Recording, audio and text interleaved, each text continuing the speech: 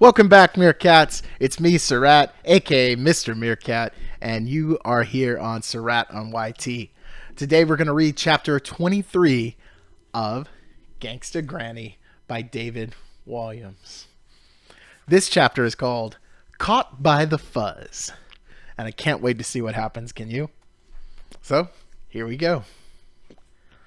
They whirred through the town, Granny driving, Ben clinging on behind her. Both in wetsuits and diving masks, with Granny's handbag wrapped in miles of cling film sitting in the basket at the front. Granny spotted Raj closing up his newsagent's shop. "Hello, Raj, dear. Don't forget to save me some merry mints for Monday," she shouted. Raj looked at the two of them, open-mouthed in shock. "I don't know what's gotten into him. He's normally so chatty."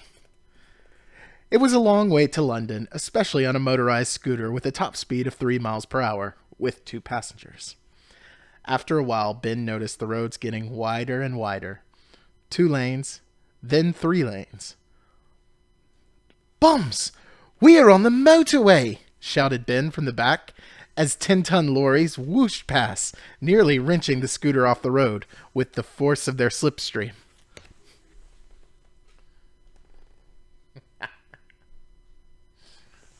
I love it. "You know, you really shouldn't swear, young man," said Granny.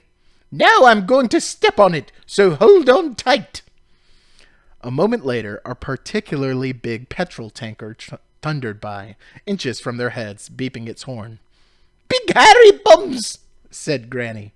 "Granny," said Ben, shocked. "Whoops, that one just slipped out," said Granny. Grown-ups never lead by example. "I'm sorry, Granny, but I'm not sure this thing is built for a motorway," said Ben. Just then an even bigger lorry blustered past. Ben could feel the wheels of the scooter lift off the road for a second as the slipstream dragged it in the lorry's wake. "I'll take the next exit," said Granny, but before she could, flashing blue lights began to spin behind them. "Oh no, it's the Fuzz! Let's see if I can outrun them."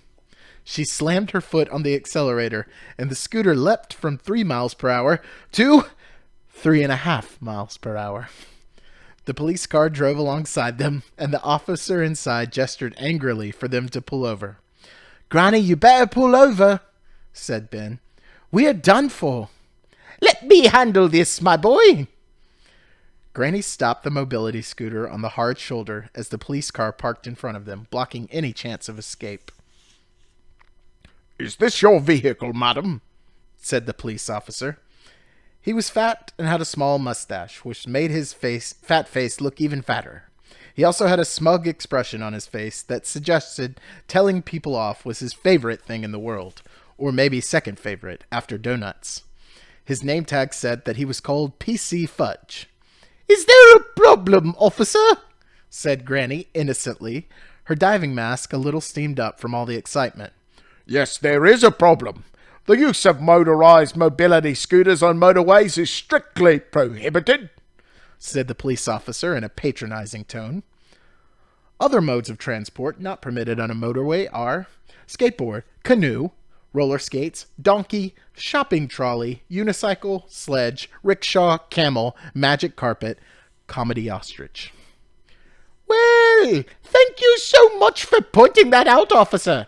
We'll remember for next time. Now, if you'll excuse us, we are running a little late. Goodbye," said Granny cheerily as she restarted the mobility scooter. "Have you been drinking, madam?" "I had some cabbage soup before I came out." "Alcohol, I mean," he sighed. "I had a brandy liquor chocolate on Tuesday night. Does that count?" Ben couldn't help but chuckle. PC Fudge's eyes narrowed. "Then would you care to explain to me why you are dressed in a scuba diving gear with your handbag wrapped in cling film?" This was going to take some explaining. Because, Granny was stumbling over her words. They were done for. "Because we are from the Cling Film Appreciation Society," said Ben with authority. "I've never heard of that," said PC Fudge dismissively. We are very new, said Ben. Just 2 members so far, added Granny, continuing the lie. And we like to keep the society low-key, so we have our meetings underwater, hence the wetsuits. The policemen looked utterly baffled.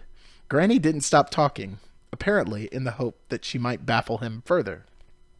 Now, if you'll excuse us, we are in rather a hurry. We'll have to get to London for an important meeting with the Bubble Wrap Appreciation Society. We are thinking of merging the 2 organizations. PC Fudge was all but lost for words. How many members have they got? Just 1, said Granny. But if we join forces, we can save money on tea bags and photocopying and paper clips and the like. Goodbye. Granny put her foot down on the accelerator, and the mobility scooter lurched off. Stop right there, said PC Fudge, holding his podgy hand out straight in front of him. Ben froze in terror. He wasn't even 12 yet, and he was going to spend the rest of his life in jail. PC Fudge leaned over and put his face next to Granny's. I'll give you a lift. And that was the end of chapter 23. Gosh, it's getting so exciting. And we're on the home stretch to the end. I cannot wait to see you next time. Thank you for tuning in to Surratt on YT for the reading of Gangsta Granny. And I'll see you next time, Meerkats. Bye!